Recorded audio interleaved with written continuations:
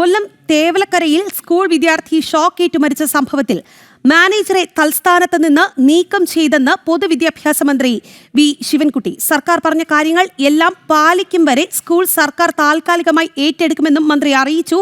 ഷോക്കേറ്റ് മരിച്ച Mithun scout and ഗൈഡ്സിന്റെ നേതൃത്വത്തിൽ പുതിയ വീട് നിർമ്മിച്ചു നൽകുമെന്ന് മന്ത്രി തിരുവനന്തപുരത്ത് പറഞ്ഞു.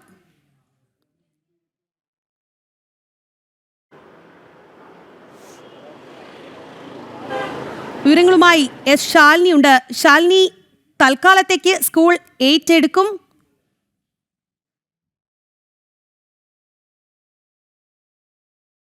ശാലിനി, താൽക്കാലികമായി സ്കൂൾ സർക്കാർ ഏറ്റെടുക്കും എന്നുള്ളതാണ് നിലവിലത്തെ മന്ത്രിയുടെ പ്രതികരണത്തിൽ നിന്ന് ഒരു തടി ഊരലാണോ ലക്ഷ്യം?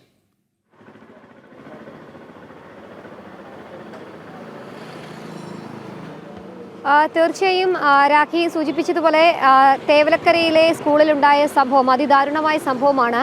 ഇനിയൊരു മിഥുൻ ആവർത്തിക്കാതിരിക്കാനുള്ള നടപടികളാണ് സർക്കാർ സ്വീകരിക്കുന്നതെന്നുള്ളതാണ് വിദ്യാഭ്യാസ മന്ത്രി വി ശിവൻകുട്ടി വ്യക്തമാക്കിയത്.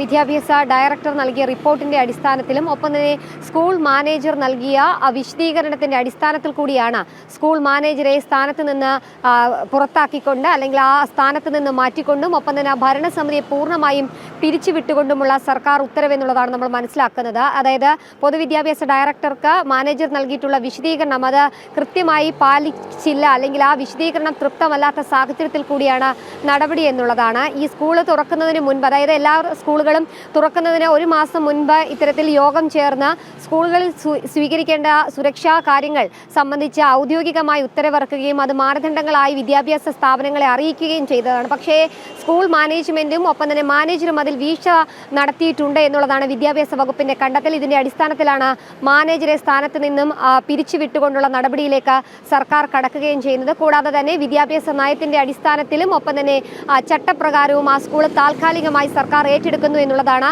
വിദ്യാഭ്യാസ മന്ത്രി വി ശിവൻകുട്ടി അറിയിച്ചിട്ടുള്ളത്. കൊല്ലം ജില്ലാ വിദ്യാഭ്യാസ ഓഫീസർക്കായിരിക്കും ഇതുമായി ബന്ധപ്പെട്ട ചുമതല എന്നുള്ളതാണ് വിദ്യാഭ്യാസ മന്ത്രി അറിയിക്കുന്നത്. അതായത് 1958 കേരള വിദ്യാഭ്യാസ ആക്ട് സെക്ഷൻ 14 അടിസ്ഥാനത്തിലാണ് ഇത്തരത്തിൽ ഏതെങ്കിലും സംഭവങ്ങൾ ഉണ്ടാവുകയാണെങ്കിൽ എയ്ഡഡ് വിദ്യാലയത്തിന്റെ മാനേജർ ഈ ആക്ടിന്റെ പരിധിയിൽ വരും.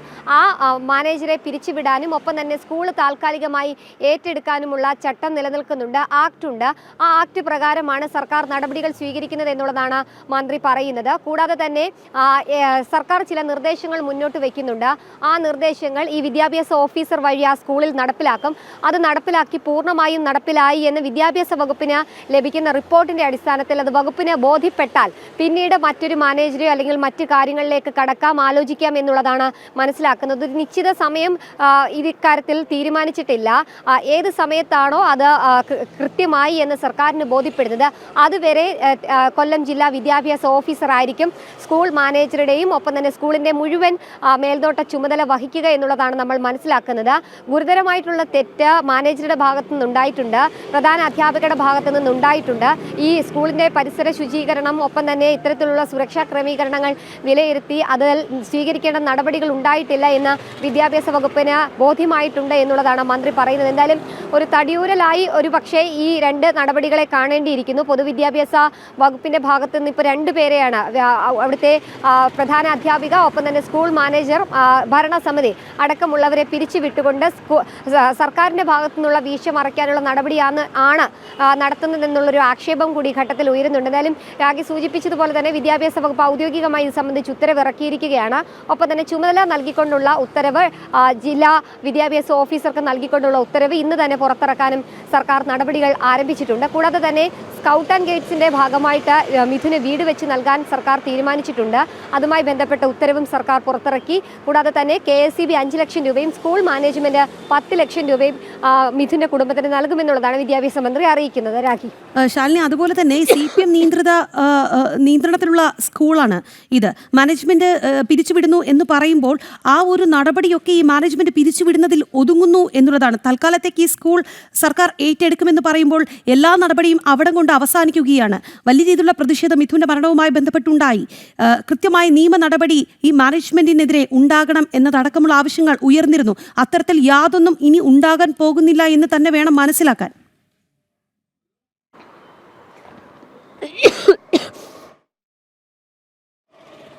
രാഖി, ഇത് സംബന്ധിച്ച് മാധ്യമങ്ങൾ മന്ത്രിയോട് ചോദ്യങ്ങൾ ചോദിച്ചിരുന്നു. ഒരു പുറത്താക്കൽ നടപടി, സസ്പെൻഷൻ നടപടി അല്ലെങ്കിൽ ഭരണസമിതി ശാലിനി, ഒരു നിമിഷം. ഇതുമായി ബന്ധപ്പെട്ട് മന്ത്രി വി ശിവൻകുട്ടിയുടെ പ്രതികരണത്തിലേക്ക് നമുക്കൊന്ന് പോയിട്ട് വരാം. സ്കൂൾ കുട്ടികളുടെ സുരക്ഷ ഉറപ്പാക്കുന്നതിൽ മാനേജർ എന്ന നിലയിൽ മനഃപൂർവമായ വീഴ്ചകളൊന്നും ഉണ്ടായിട്ടില്ല എന്നും കഴിയുന്നത്ര കൃത്യതയോടെയാണ് കാര്യങ്ങൾ ചെയ്യുന്നതിന് ശ്രമിച്ചിട്ടുള്ളതെന്നുമാണ് ബോധിപ്പിച്ചിട്ടുള്ളത്. മേൽപ്പടിയം സമർപ്പിച്ച മറുപടിയിൽ ആരോപണങ്ങൾക്ക് തൃപ്തികരമായ മറുപടി ലഭ്യമാക്കിയിട്ടില്ല. ആയതിനാൽ കേരള വിദ്യാഭ്യാസ നിയമം അധ്യായം 3 ചട്ടം 7 പ്രകാരം ശ്രീ ആർ തുളസീധരൻ പിള്ളയെ Thevalakkara girls and boys high school manager സ്ഥാനത്ത് നിന്നും അയോഗ്യനായി പ്രഖ്യാപിച്ചുകൊണ്ടും പുതിയ മാനേജർ നിയമിക്കുന്നതുവരെ സ്കൂളിൻ്റെ സുഗമമായ നടത്തിപ്പിനായി തേവലക്കര ഗേൾസ് ആൻഡ് ബോയ്സ് ഹൈസ്കൂളിൻ്റെ താൽക്കാലിക മാനേജറായി കൊല്ലം ജില്ലാ വിദ്യാഭ്യാസ ഓഫീസർക്ക് ചുമതല നൽകിക്കൊണ്ടും കൊണ്ടുള്ള തീരുമാനം ആയിട്ടുണ്ട്. മാനേജർ അയോഗ്യനാക്കിയിട്ട് ആ മാനേജറുടെ സ്ഥാനത്തേക്ക് DEO ചുമതലപ്പെടുത്തുകയാണ്. സ്കൂള് സർക്കാരാണ്, DEOയുടെ നേതൃത്വത്തിലാണ് അവിടെ ഭരണം നടത്തുന്നത്.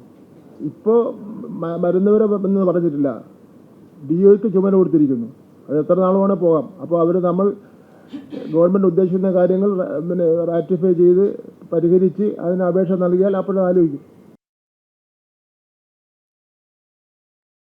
ശാലിനി, ശിവൻകുട്ടിയുടെ പ്രതികരണത്തിൽ നിന്ന് ഒരു കാര്യം വ്യക്തമാണ്. അതായത് ഇത് എത്ര നാളത്തേക്കാണ് ഏറ്റെടുക്കുന്നത്, ഈ സ്കൂൾ ഏറ്റെടുക്കുന്നത് എന്ന കാര്യത്തിൽ വ്യക്തതയില്ല.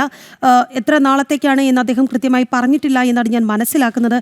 നമ്മൾ പറഞ്ഞ ആ ഒരു വിഷയത്തിലേക്ക് തന്നെ വരികയാണ്. കൃത്യമായ ഒരു നടപടി ഈ വിഷയത്തിൽ ഇനി ഉണ്ടാകുമോ എന്ന് തന്നെയാണ് സംശയം. കാരണം ഒരു നിയമ നടപടിയിലേക്ക് കാര്യങ്ങൾ പോകണം. ഒരു കുഞ്ഞിൻ്റെ ജീവനാണ് അപഹരിക്കപ്പെട്ടിരിക്കുന്നത്. ആ കുഞ്ഞിന് വീട് വെച്ച് നൽകുന്നു അല്ലെങ്കിൽ ഒരു ജോലി ഓഫർ ചെയ്യുന്നതിലൊന്നും തന്നെ അവസാനിക്കേണ്ടതല്ല ഈ വിഷയം. അത്തരത്തിൽ തന്നെയാണെന്ന് ശക്തമായ പ്രതിഷേധം ഈ സ്കൂൾ മാനേജ്മെന്റിനെതിരെ ഉയർന്നത്, KCBക്കെതിരെ ഉയർന്നത്.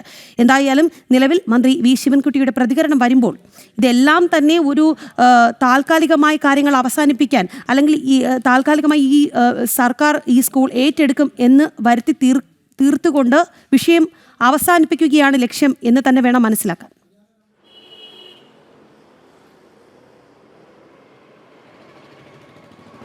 രാഖി, ഞാൻ ആദ്യം സൂചിപ്പിച്ചതുപോലെ തന്നെ 1958 കേരള വിദ്യാഭ്യാസ ആക്ട് അതിൻ്റെ സെക്ഷൻ 14 അടിസ്ഥാനത്തിലാണ് മന്ത്രി ഇപ്പോൾ തുളസീധരൻ പിള്ളയെ മാനേജരെ പുറത്താക്കിക്കൊണ്ടുള്ള ഉത്തരവിറക്കിയതെന്നുള്ളതാണ് പറയുന്നത്. ആ ആക്ടിൽ തന്നെ പറയുന്നത് കുറഞ്ഞത് 5 വർഷത്തിൽ കഴിയാത്ത കാലത്തിൽ, അതായത് നിശ്ചിത സമയപരിധി എന്നുള്ളത് ആ 5 വർഷ കാലാവധിയാണ്.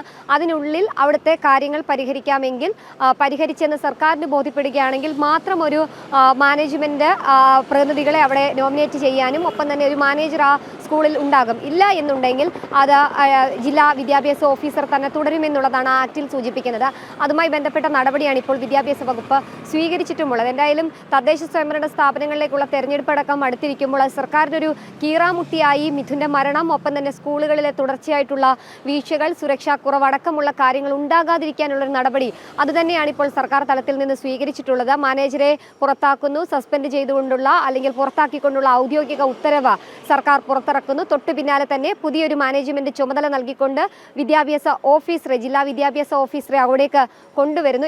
ഇതിലൂടെ ഒരു പ്രശ്നപരിഹാരം ഉണ്ടാകുമോ എന്നുള്ളതാണ് വരും മണിക്കൂറിൽ കണ്ടറിയേണ്ടത്. എന്തായാലും ഒരു തടിതപ്പൽ നടപടി തന്നെയാണ് സർക്കാരിന്റെ ഭാഗത്തു നിന്ന് ഇക്കാര്യത്തിൽ ഉണ്ടായിട്ടുള്ളത്. എന്തായാലും മിഥുന് സഹായം നൽകുന്നു എന്ന് സർക്കാർ പറയുമ്പോഴും കൃത്യമായ കുറ്റവാളികൾക്കെതിരെ നടപടി ഈ ഘട്ടത്തിലും സ്വീകരിക്കുന്നില്ല എന്നുള്ളതാണ് നമ്മൾ മനസ്സിലാക്കുന്നത്. ഇതുമായി ബന്ധപ്പെട്ട ചോദ്യങ്ങൾക്ക് മന്ത്രി പറഞ്ഞത് ഇത്തരത്തിലാണ്.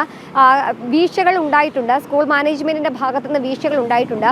അതുമായി ബന്ധപ്പെട്ട നിയമ നടപടികൾ, അതായത് പോലീസിന്റെ കേസന്വേഷണം അടക്കമുള്ള കാര്യങ്ങൾ തുടരുകയാണ്. ആ അന്വേഷണത്തിന് ശേഷമുള്ള നടപടികൾ പോലീസിന്റെ ഭാഗത്തുനിന്നുണ്ടാകും. പക്ഷേ വിദ്യാഭ്യാസ വകുപ്പ് നടത്തിയ അന്വേഷണത്തിൽ ഗുരുതരമായിട്ടുള്ള വീഴ്ചകൾ മാനേജറുടെ ഭാഗത്തു നിന്നും സ്കൂൾ അധികൃതരുടെ ഭാഗത്തു നിന്നും ഉണ്ടായിട്ടുണ്ട് എന്നുള്ള കണ്ടെത്തലിന്റെ അടിസ്ഥാനത്തിലാണ് സ്കൂളിന്റെ ചുമതലയുള്ള മാനേജരെ സ്ഥാനത്ത് നിന്നും പുറത്താക്കിയത്, ഭരണസമിതി പിരിച്ചുവിടുന്നത്, പകരം ഒരു ബദൽ സംവിധാനം താൽക്കാലികമായി ഏർപ്പെടുത്തുന്നത് എന്നുള്ളതാണ് മന്ത്രി ഈ ഘട്ടത്തിൽ വിശദീകരിക്കുന്നത്. എന്തായാലും കാത്തിരുന്ന് കണ്ടറിയേണ്ടിയിരിക്കുന്നു ഈ ഒരു താൽക്കാലിക കാര്യങ്ങൾ അവിടെ പരിഹാരം ഉണ്ടാക്കുമോ എന്നുള്ളത്, അതോ പൂർണ്ണമായും സ്കൂള് പിന്നീട് കൊല്ലം തേവലക്കരയിൽ സ്കൂൾ വിദ്യാർത്ഥി ഷോക്കേറ്റ് മരിച്ച സംഭവത്തിൽ മാനേജറെ തൽസ്ഥാനത്ത് നിന്ന് നീക്കം ചെയ്തുവെന്നാണ് വിദ്യാഭ്യാസ മന്ത്രി വി ശിവൻകുട്ടി അല്പസമയം മുൻപ് പറഞ്ഞത്. സർക്കാർ പറഞ്ഞ കാര്യങ്ങളെല്ലാം പാലിക്കും വരെ സ്കൂൾ സർക്കാർ താൽക്കാലികമായി ഏറ്റെടുക്കും.